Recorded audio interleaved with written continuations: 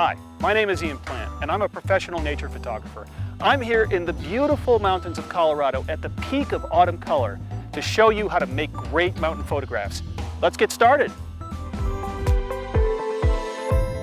When you're photographing in the mountains, if you're traveling by car, it's easy to bring a lot of equipment with you. But if you want to get out and see the best that the mountains have to offer, you're going to want to travel light, especially when you're a place like here. We're at 10,000 feet right now. The air is a little bit thin. You don't want to be carrying around a 30-pound camera bag. So you want to bring only what you need and leave behind anything that's not going to help you get the shots that you want. The bedrock foundation of my kit is my carbon fiber tripod. Carbon fiber tripods are lighter than traditional aluminum tripods. They weigh a bit more, but this ensures that I'm going to get the stability I need without a weight penalty. Next comes my camera with my 100 to 400 millimeter telephoto zoom lens. This allows me to zoom in on distant details, or if I get lucky and see some wildlife, I can photograph it with that as well. Next up in my kit is my wide-angle zoom, my 16 to 35 millimeter. This is great for close-up shots where I've got something near in the foreground, like a patch of flowers, for example, and I want to include the wide scenic backdrop behind it. 16 to 35 wide-angle zoom. The third and final lens in my kit is my 24 to 105 millimeter zoom. This plugs the gap between my wide angle and my telephoto zooms. So that makes sure that I can get anything I want from wide angle, 16 millimeters, all the way to 400 millimeter telephoto. In this plastic box, I keep my filters, and I use this all the time for my landscape photography. Keep them in the plastic box so they don't accidentally break or get wet. And finally, I carry my media card wallet where I keep all my compact flash and secure digital cards. I always bring more than I need. They don't weigh that much, and the last thing you want to do when you're on a shoot is to miss out on a shot because you ran out of card storage. Now I'm going to pack this all up. I keep all of my gear in this small little shoulder bag right here, which I can carry around with me when I get to location. I keep everything else in this lightweight day pack. I've got some extra clothing, a down jacket for when it gets cold, a hat, a rain shell as well, some food, supplies, emergency gear. And I just go ahead and I put this in the top. In goes the big lens and camera at the top, and then I just close the top down. And I can strap my tripod to the back, or I can just carry it with me. Throw it on my back, and I'm ready to hit the trail. Let's go find something great to shoot.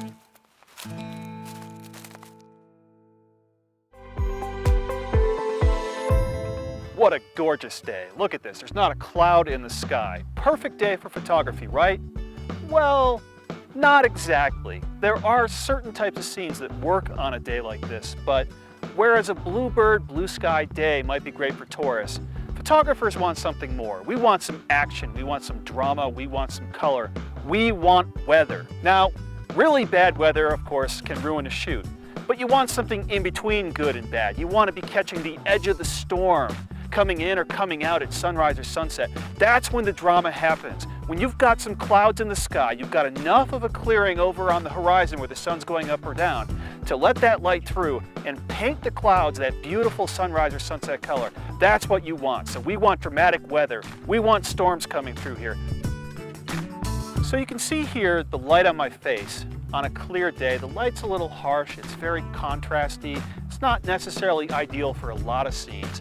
And it also isn't very colorful. You'll get some color at sunrise and sunset, but if you really want that strong, colorful golden light, that magic hour light, you need a little bit of cloud in the sky. The clouds, they act as a giant reflector, and they bounce light into the scene. So if the clouds light up at sunrise and sunset, you're going to get that really intense, warm light on the landscape as well. So even though the light may be less than ideal to take glorious, dramatic mountain photographs, we're going to make the best of it.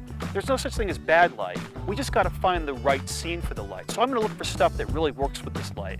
And what I really like to do when I have light like this is look for ways to get the light directional. I don't want the light behind me. I want the light coming at me, straight at me or from the side. So we're looking for side-lit scenes and backlit scenes. Backlit can be very, very beautiful, especially when you're photographing something colorful and translucent, like, for example, fall foliage. So when you're trying to photograph something backlit, what you want to do is have the sun coming straight at you. Don't stare into the sun. Your mother probably told you not to do that. It's a bad idea. Try to shield your eyes. But you do want to find a way to get the sun in front of you. And you're looking for something that's translucent, like an autumn leaf, for example, something that's going to allow some of that light to come through. And what's going to happen is when the light hits it from behind, it's going to glow as if it's glowing from within. And backlit scenes are usually best when you can find a dark background to juxtapose that bright backlit subject against. That creates a really powerful contrast that will make beautiful, moody, dramatic images. So what we really want is bad weather. Not so bad that it ruins your shoot, but dramatic bad weather. When storms come in or storms are coming out, you get all sorts of exciting things. That's when you can get really dramatic, colorful sunrises and sunsets. That's when you can get great things like rainbows. You get fog, you get mist, you might get some lightning, you can photograph that. One thing I really like is when you have a lot of rain coming in as it starts to clear out. Sometimes if there's a cold, clear morning, if you drive up into the mountains, you can get above the clouds that form. All of that moisture in the valleys will turn into fog, and when you're above the clouds, it can be a magical, transcendent experience. So the real question is, how do you know when the weather's coming in? How do you know when it's going to be good? Now, you could do it the old-fashioned way, just poke your head out the window and look and see what's going on. Looks sunny. It's probably going to stay that way. Or you can get modern. You can use technology to your advantage. I have on my smartphone weather apps that allow me to check the forecast in real time, to look at a weather map, a radar map, so I can see when clouds are coming in, when precipitation is coming in. I can track a storm that way. So when I'm in the field, as long as I've got cell reception, I can see what's going on. And I can guess where I need to be there at the edge of the storm when the storm's breaking up at sunset, for example. So I can get the most dramatic clouds, the most dramatic skies, and make the most dramatic mountain images I can. One great thing about the mountains is that they are so unpredictably predictable in the way that they affect weather. You know that when something comes through, a front comes through, the weather changes a little bit, the mountains are going to make their own weather. The elevation here is very high. So when moisture comes in, it comes up the mountains and you get all sorts of dramatic things happening. You can get mist, you can get fog, you can get dramatic storms on the mountains when there's nothing else going on. For example, just a few days ago, it just snowed in the mountains. And it was great because it covered the mountains in snow. They were bare before, so it's making things more photogenic. It was really dramatic when the storm came in. I'd have 20 minutes of sun and then a blizzard would come through for an hour and then it would open up again and it'd be sunny. This mix of weather was dramatic. It was exciting. I was completely at the mercy of the elements. And this is where a nature photographer really is in his or her element. Trying to be flexible, trying to find a way to make the conditions work for them. Trying to find a position or a place where it's going to be good. And it's tough. You don't always get it done. But when everything turns out right, when you pick the right spot and you're lucky and the weather cooperates, that's when the magic happens. So it's great when the weather does cooperate with you and you get something pretty awesome. But what happens when the weather doesn't cooperate? There's a few strategies you can employ. One, you can just simply wait it out. You can pick a spot and hope for the best, and that's something I often do. Another thing I like to do is what I call the Hail Mary pass. I look at my weather map, I try to find a place where the weather might work for me, even if it means I have to drive half a day to get around the storm. I'll just go for it. I'll just throw long, like in football, and hope that I make that touchdown at the end. Another thing you can do is to try to find a way to make the conditions work for you. For example, you might have a lot of clouds, a little bit of rain, not great for a mountain scene. Maybe you shift gears and photograph waterfalls instead, where that overcast look and a little bit of a drizzle on the scene would be perfect for that sort of thing. So whether you have inclement weather or perfect conditions, the trick is to stay flexible and find something that's going to work. Either you move or you stay, you make a decision, you live with it, and you hope for the best.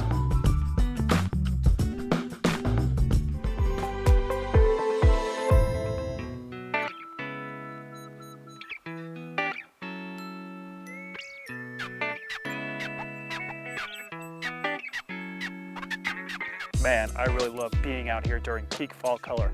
Everywhere you look, there's something fantastic to photograph.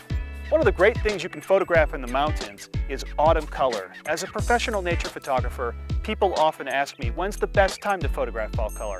Well, that depends on where you are. Most places in the United States, towards the end of September or beginning of October is when the peak fall color begins. Other places come a little later. Best thing you can do is check with an online resource. There's a lot of websites out there that are dedicated to fall color, and they give you up-to-date, real-time fall color reports. That's the best way you can optimize your fall color trip to the mountains. One great thing about the mountains is that you're often working at different elevations. So there may be fall color at one elevation, it may be before peak or after peak at another elevation. All you need to do is move up or down the mountain and you can find some color somewhere. For example, the other day I was at a higher elevation. I drove up into one of the high passes that was above 10,000 feet, and the fall color was a little past peak there. So I moved down in elevation a few thousand feet and I found myself some really great fall color. So when you're photographing fall color in the mountains, you've got many different types of shots that you can take. Of course, everyone wants the wide angle open scenic with the fall color in the foreground and the majestic mountains in the background. But I also like to look for more intimate scenes where I can zoom in tight on some details of nature. Some fall color leaves that have fallen onto the ground on the forest floor, for example, or maybe a backlit aspen forest. Depending on where you live, you have different options for fall photography in terms of the types of trees that you photograph. If you're living in the northeastern United States, for example, there's going to be a lot of maples, and the maples will turn a brilliant red and orange during the fall season. If you're in Colorado, like I am right now, the predominant tree is the aspen, and the aspen leaves turn brilliant yellow. So it's not just the trees that'll turn color. Often you'll get smaller plants and shrubs that are part of the understory that will turn color as well. You can get a lot of brilliant oranges, yellows, and reds if you look down below. And this gives you a lot of different options when you're creating a photograph, especially if you can juxtapose some of the shrub colors that might be a little less powerful with the more colorful aspens or maples or whatever you're shooting in the background. You get much more dynamic color palettes, so you got a lot more color options to work with. And what that means is you can make more interesting, more colorful images, and you can tell the story of the landscape in a better way. So here we're in this beautiful spot. We've got the wind rustling through the trees, and we've got all of this fall color down here. There's a brilliant golden and red fall color just blazing in the backlight of midday. So I'm going to zoom in and just pick up a hint of that most brilliant red color with some of the trees behind it. I'm going to exclude everything else that doesn't really add to the scene and just focus on the best stuff. All right. Since I'm backlit, I've got to be very careful to shade my lens to make sure that there's no light hitting it. So I'm going to put my hand out in front, and using live view on the back of my camera, I'm going to watch to see when I get rid of the flare. And once I get it so that my lens is shaded, I'll go ahead and trigger the shutter. And there we go, a really nice, intimate fall color scene. There's plenty to do here, so I'm going to keep on working. So a really good lens for a scene like this is my 100 to 400 millimeter zoom. That allows me to go in really, really tight if I need to. Wow, I really love this scene over here. I've got some great colorful aspen trees that are backlit by the setting sun. I've got some pine trees that are mixed in. So I've got a color contrast between the dark green trunks and the really colorful aspens. So I'm going to zoom in nice and tight and get myself a really great shot here.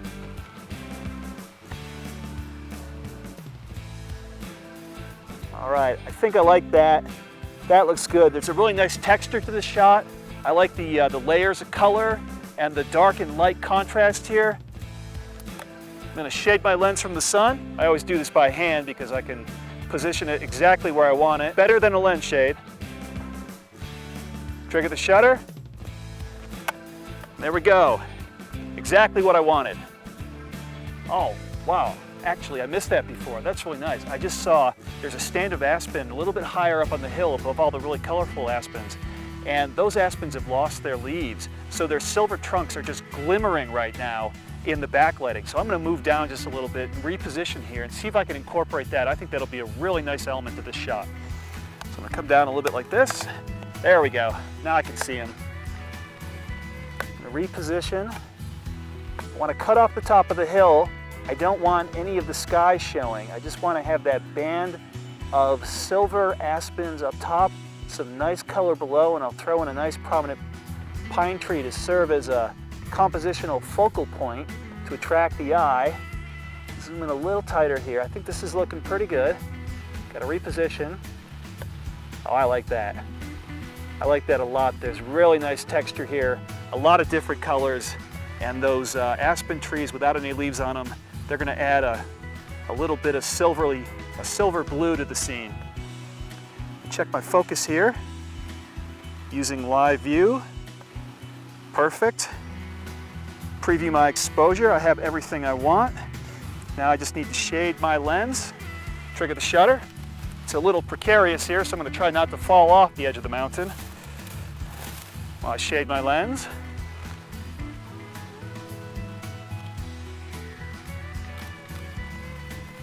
Double check to make sure I got everything. I'm going to zoom in, just check my focus to make sure I got everything perfect. It looks good. So this is how you do it. You got to work the scene. Don't just pull up and shoot the first thing that catches your eye. Try different variations. If you see something interesting, work into the scene, keep going until you get it just right, and eventually you'll get that perfect shot. So no matter where you live, get out there and shoot those fall colors. Look online to find out the best times. If you need to go high, you need to go low, do whatever you need to chase that color and go out and make spectacular autumn images.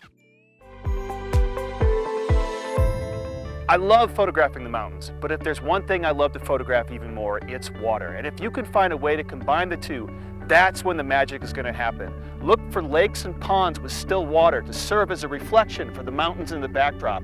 Or you can use running water as a foreground. A stream or something like that is perfect for having some interest in the foreground with the mountains in the background. There's a lot of different types of water you can find in the mountains. Lakes, ponds, streams, and rivers. All of them can be used to add foreground interest to your mountain photography. When you're photographing water, it's important to pay attention to what the water is doing. For example, if you're photographing a pond like we are right now, if there's any wind and the water is rippled, you're not going to get those perfect reflections that you might want. So you want to photograph on a still day. When you're photographing moving water, you can still get reflections, but they're going to be very abstract. It's going to lend a very different artistic quality to your images. Your choice of shutter speed is very important when you're photographing moving water.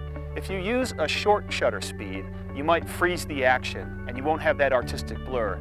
So you're going to want to think about using a longer shutter speed depending on how fast the water's moving. For example, if you're by a fast-moving stream, you maybe want 1/4 of a second or 1/8 of a second, so you get some texture in the water, but also a little bit of artistic blur. With a stream that's moving a little bit slower, maybe 1 second or more would be good. The longer the exposure, the more you're going to get that silky smooth effect.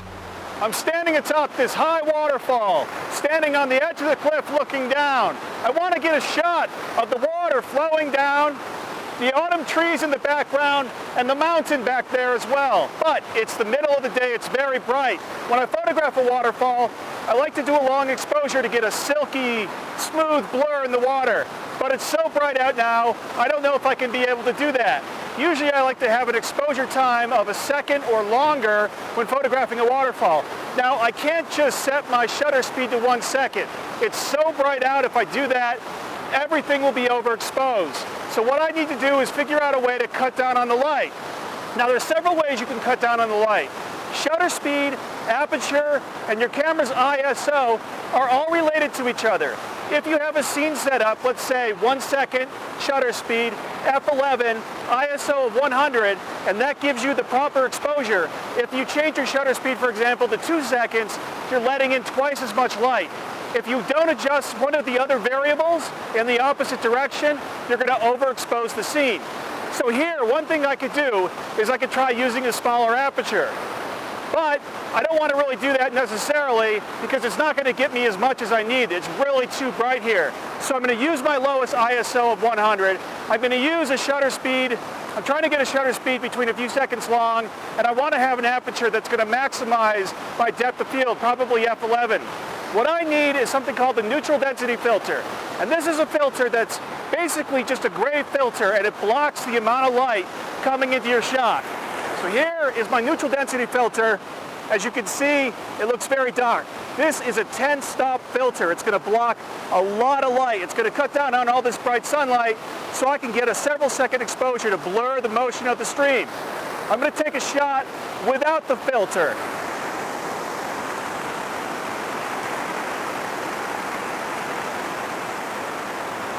It's so bright that I ended up with an exposure time of 1/320th of a second.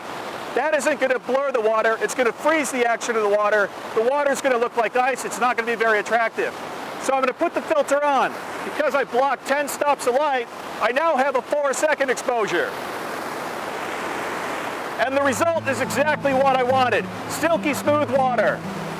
All right, so I got this shot But as always, I'm trying to work the scene as much as possible, and I want to try a different angle looking up, so I'm going to very cautiously, very carefully scamper down this steep slope to get farther down so I can look up the waterfall. So I'm going to use a time-honored traditional technique that all professional nature photographers do when they go down something like this. I'm going to slide down on my rear.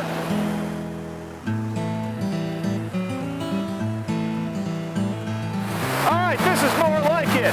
Now I'm looking up at the waterfall. I think this is going to be a more dynamic composition. The water is going to be coming down at me, and with a wide-angle lens, that water is going to go out and radiate into the corners, so I think this is going to be pretty cool. Once again, I'm using that 10-stop neutral density filter so that I get a several-second exposure time, blurring the water in a pleasing way. I think this is going to work out pretty good for us. There it is. Worked out just great. Water can add a really interesting artistic dimension to your mountain photographs, but it shouldn't be the only dimension you're looking at. You should always be looking for ways to incorporate even more elements into your compositions. I like to look for interesting elements and shapes on the shoreline to add some additional compositional interest to my photographs. I also like to look for things that are sticking out of the water like branches or rocks. These details can really take your images over the top. Sometimes you'll see a really interesting feature like a rock that's out in the water, but it's too far away from the shore for you to incorporate it into your shot successfully. In situations like that, if the water's not moving too fast, or if it's not too cold or not too deep, I might put on a pair of water sandals and wade into the water, or a pair of chest waders even to get out closer so I can incorporate that element into my shot. This is a really great opportunity for you to change your perspective and find a unique angle on even a classic shot. And above all, if it means getting a great shot, don't be afraid to get your feet a little wet. This looks like it might be a good place for sunrise. Let's check it out. Seems a little crowded. Let's find someplace a little bit more private. Wow, this is a lot better. I've got the whole place to myself. When you're shooting in the mountains, it's important to get there early. You want to be there before first light. I've been here since it was dark. When first light came on the mountains, didn't have any clouds in the sky. There wasn't a lot of color and drama. I didn't really like it. It wasn't exciting me, so I decided to wait a bit for the sun to come down and hit the fall color that's below the mountains. When that was going to light up with some directional side lighting, I knew I'd have the scene I wanted. So I've been here for quite some time. It's very, very cold. I've been trying to keep warm, so I do a little dance while I'm sitting here to keep my body temperature up. It's important to wear a lot of layers when it's cold. I've got a nice thick down jacket on. So I'm ready to shoot. The light is now perfect and I'm ready to go. So I'm going to set up here. I'm going to zoom in on that fall color. That's going to be the bottom of my shot and the mountain's going to be in the background, and I'm going to juxtapose the two and create an interesting, colorful composition. So here's how I approach a scene like this. When I look at this scene, I see two primary elements that jump out at me that I want to include in the photo. Obviously, the big dramatic peak in the background, and then this beautiful fall color down below. There's a few things about this scene that I don't like. There's some open areas here that don't have any detail, don't have anything interesting going on. I don't want those in my shot. And there's some snow back there that's mostly melted. It's very distracting. That bright white's going to attract the eye. So I want to exclude that from the photo. So I'm going to zoom in tight, and I'm going to create a composition where I have the fall color in the lower right side of the image and the mountain peak in the upper left side of the image, so that the two elements counterpoint each other. So I'm going to zoom in tight so that I only include the elements I want. I get rid of that snow. I've only got the fall color and the mountain above. It's a very tight composition. It's focused on only what I need and nothing else. Focus and composition, exposure looks good. Trigger the shutter. There you have it, a perfect mountain photo. All right, so I got a good shot at sunrise, but I don't like to stop there. When I'm in an area, I like to work the scene. I like to shoot as much as I can while the light is good and find something good. So I think I'm going to switch gears. I'm going to put on my telephoto zoom, and I'm going to look for some tighter, closer shots. So I'm going to go ahead and put this on the camera. And let's go explore. Let's find something good.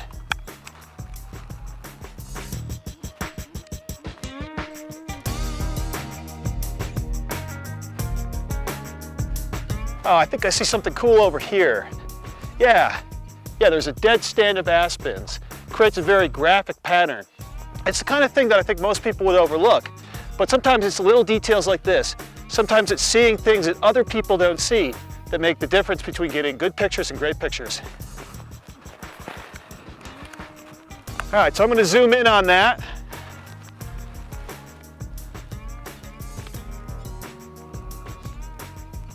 Okay, now I've got the sun up ahead of me, so I'm going to have to shade my lens to get this shot. Focus. All right.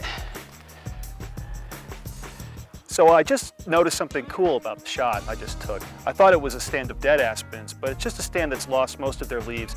But there's a few leaves here and there that are still on the tree, some really bright golden yellow leaves. And as the sun's gotten higher, it's begun to spotlight those little flecks of gold here and there. So this is a really interesting shot. It's a very graphic pattern with all the stark white trunks, and then you've got the little bits of color to add some additional interest. Now, the sun is shining right at me, so I'm getting a lot of lens flare. When the sun is shining and you have light on the front element of your glass, you're going to get flare and it's going to destroy your image quality. It's a good idea to have a lens hood. When the sun's this low, the lens hood isn't going to do very much. So I'm going to use my hand to shade this lens, make sure I don't get any light on the glass. So I'm going to position myself and reach out. I don't want my hand to show up in the image, but I want to make sure that I get the flare off of the lens, and I think I just did it. There we go. Perfect. So despite the technical challenges, we still managed to get a great shot here.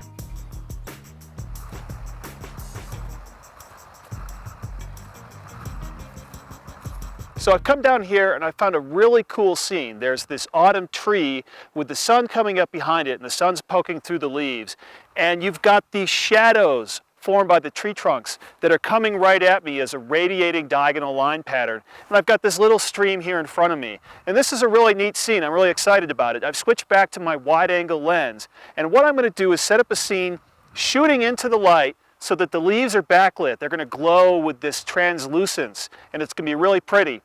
Now, one technical challenge of this is that the sky is a lot brighter than the foreground. So I'm using a graduated neutral density filter, which is darker on top and clear at the bottom, and that's going to bring down the exposure of the sky. It's going to make it darker so it matches the exposure of the landscape that's in shadow.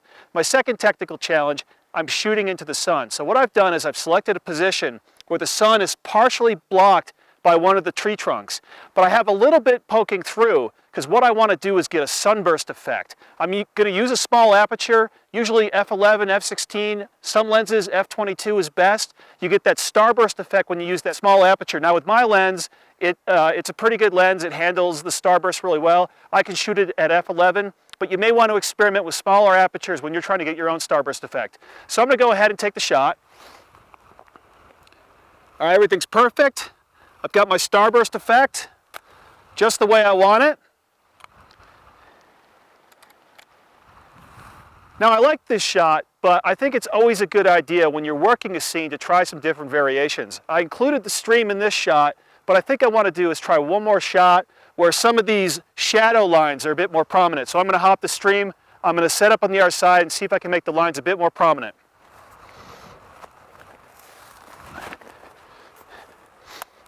And I'm going to get in a little bit closer. I've got some frost on the grass here, which I like a lot. I think this is going to be pretty good for me right here. I want to make sure that I don't cut off the top of the tree. So I'm going to back up a little bit, give myself a little bit more breathing room. I like that a lot. That's a really good pattern right there. I'm going to adjust my filter. I don't want to pull the filter down too far, but I want to make sure that I have that even tonality between the sky and the land below. So I think that looks pretty good. I'm going to check my horizon. A lot of cameras have a live view feature with an electronic leveler. So make sure that my camera shot is perfectly level. Fine tune my composition to get it just the way I want it. I want those diagonal lines coming right at me and going into the corners at the bottom of the image.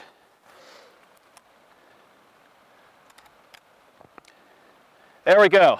Perfect shot. We just had a wonderful morning in the mountains, and I think we got some really interesting pictures. You know, as a photographer, it's your job to show your viewers a world they may never see. chances are they're not going to come here. So when you're in a beautiful area like this, it pays to work the scene as much as possible, to find what's unique, what's interesting, what's beautiful about an area, to capture it, and to bring it home to your viewers.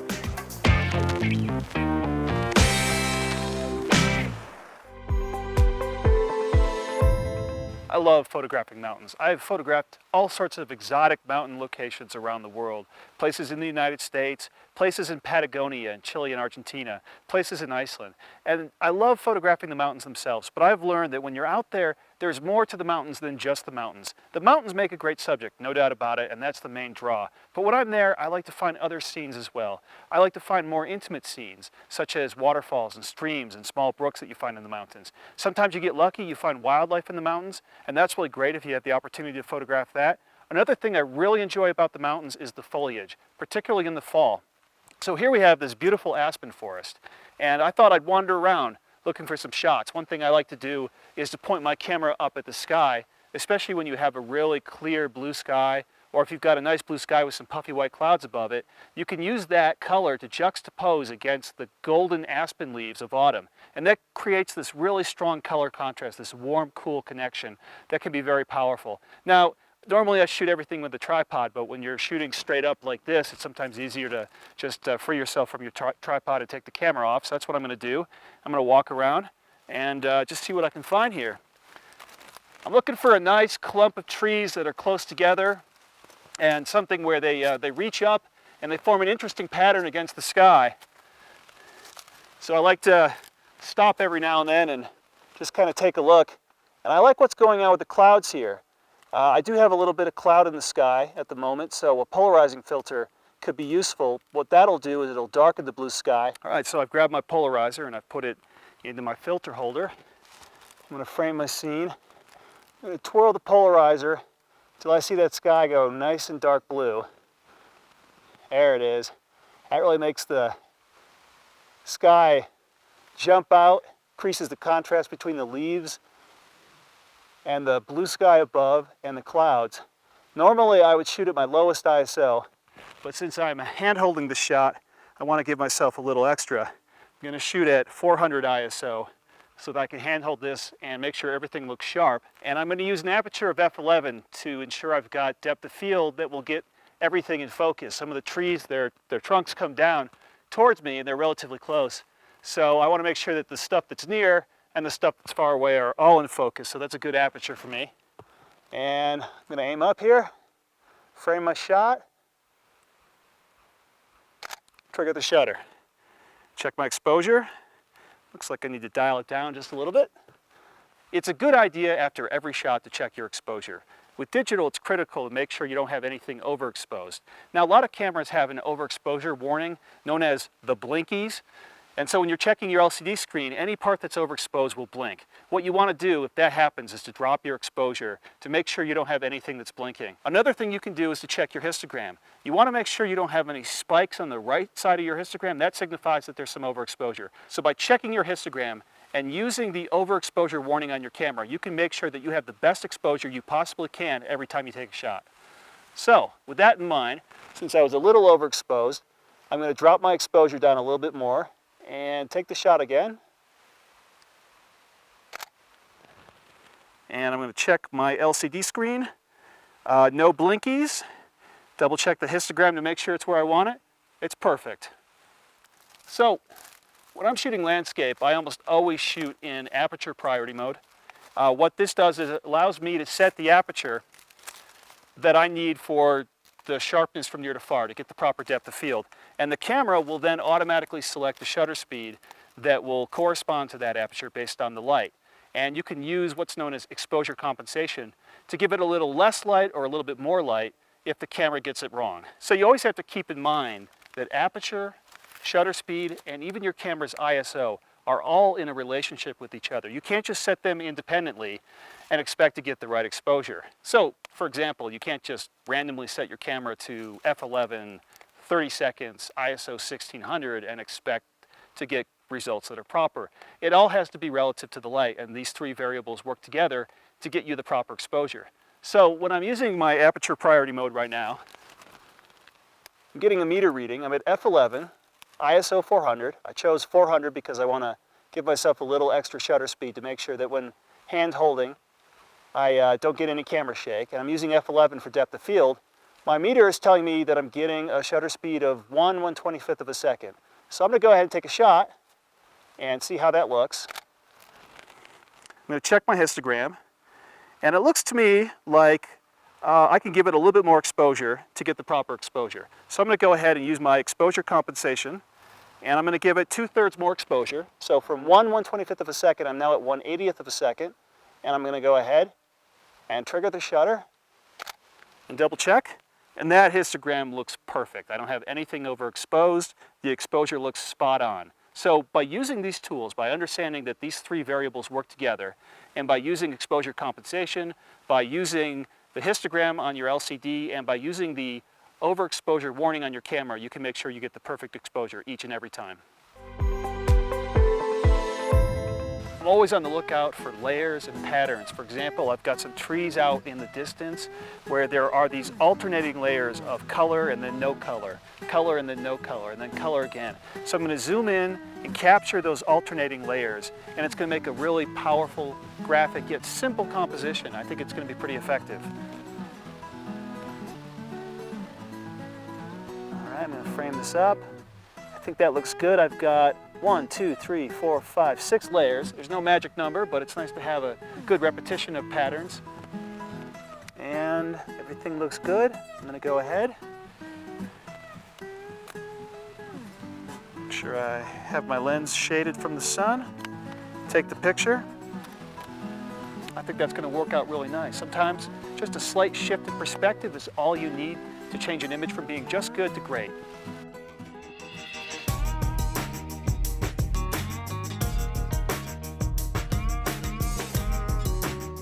It's all about chasing the light. I'm going to run over here, get the best position, to line the trees up the way I want. Zoom in. Oh, that's really nice. I got some wispy aspen over there that have lost a lot of their leaves. Some good color above them. This is a really soft texture.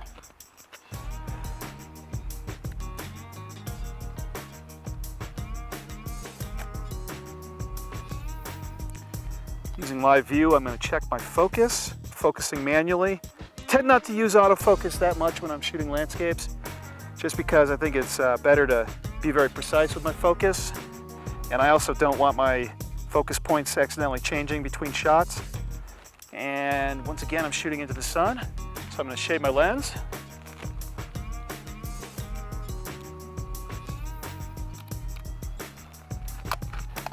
Take a good look here. Perfect. That's a great scene. I love it.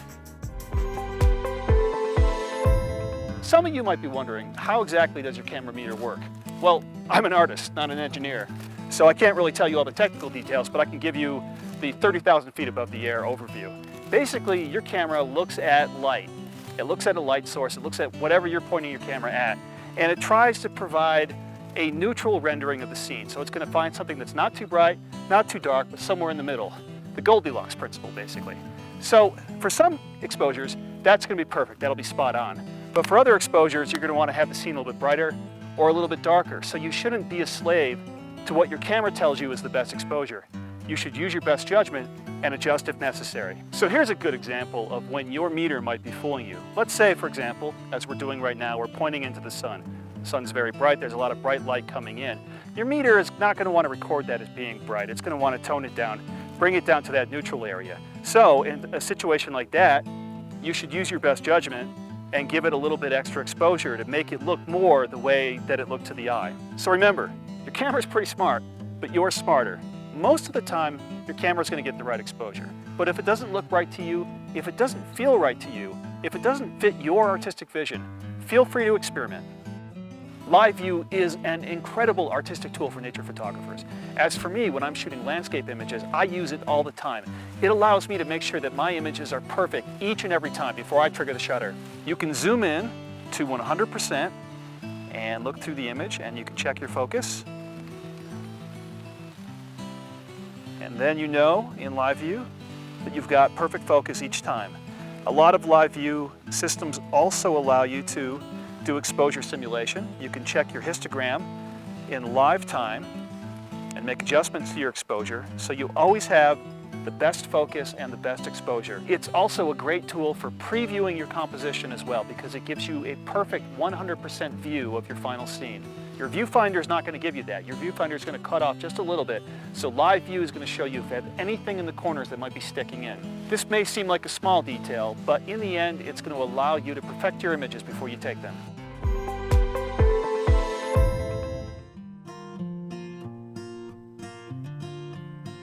So this beautiful scene just caught my eye.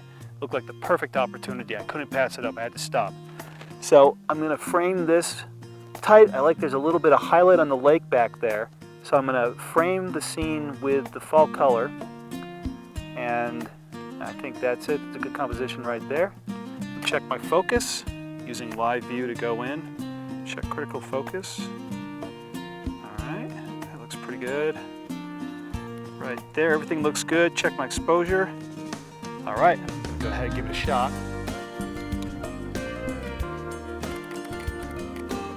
Okay, I'm gonna review the LCD screen, check my histogram, look for the exposure warnings. Everything looks good. I think I like this shot right now. But what I wanna do, there's some beautiful color on the distant hillside. So I am gonna switch lenses. Switch to my 100 to 400 millimeter lens. Reposition it on the tripod.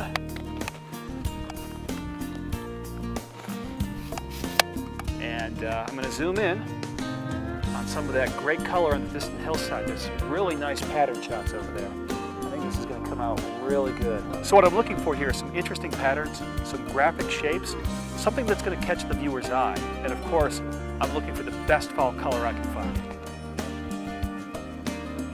Try a few variations here. I think I like this, right like that. So we're ready to go. Check my exposure.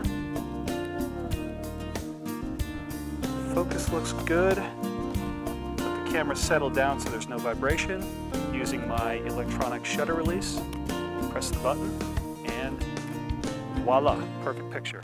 I'm not going to stop there. There's a lot going on here, so I'm going to play around, try some different variations, maybe move around, try some different angles, and work the scene as much as I can, get the best shots I can. So for this particular shot, I see some aspen trunks sticking up, and they're very white, they're very stark. There's not a lot of leaves in that stand of trees, but there's a lot of leaves surrounding it. So I've framed that stand of trees with the more leafy trees around it. So it's going to be very colorful, but those white trunks are going to really stand out. People are going to notice those. All right, that looks good. Check that one more time. Yep, that's perfect. Oh, that just caught my eye over there.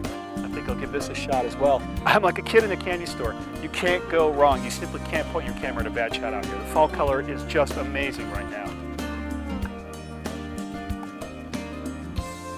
So I've got a stand of aspen that's out there in the distance that I like. And I'm going to frame it so that the aspen's just a little bit off center on the right side of the image. And that's going to make it a bit more dynamic.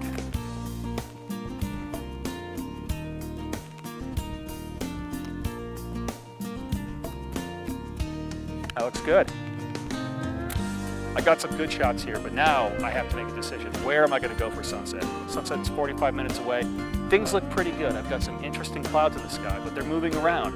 I could stay here and things could be good, or I could go somewhere else and they could be good. I don't know. I can't really predict that. As a nature photographer, you have to make a decision. Use your best judgment. Think about what you want, and then you go chase the light. That's why we call it chasing the light, because more often than not, you're racing back and forth, chasing your tail, trying to figure out where to go. So I'm going to do the best I can, cross my fingers, and hope for the best. Unfortunately, there are just some problems you cannot solve. I've got a really nice scene. I love this scene right here. I've got some beautiful mountains in the background. I've got this scenic stream flowing through my foreground. I've got some nice fall color in the shot.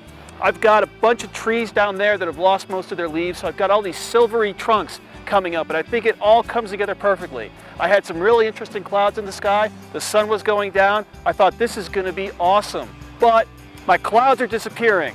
The only cloud in the sky is right where the sun is going down and it's blocking the light from hitting the peaks. There's nothing I can do. I tried my hardest, I chased the light the best I could, but sometimes you just come up empty. As a matter of fact, unfortunately in my line of business, I come up empty a lot. At the end of the day, it doesn't matter. I love what I do. This is beautiful. Even when conditions don't line up perfectly, I'm still having the time of my life and I wouldn't trade it for anything. So I'm gonna be out there and I encourage you to, as much time as you can, get out there, chase the light, just do whatever you can to be there so when it does happen, when the magic happens and you're in place, it's going to go on for you and you're going to get a great shot. I can't say enough great things about the mountains. They're majestic, they're challenging, they're unpredictable, but above all, they're beautiful and wonderful places to make great photos. So I encourage you to take the tools and techniques I've taught you and go out and make your own great mountain photographs. Good luck!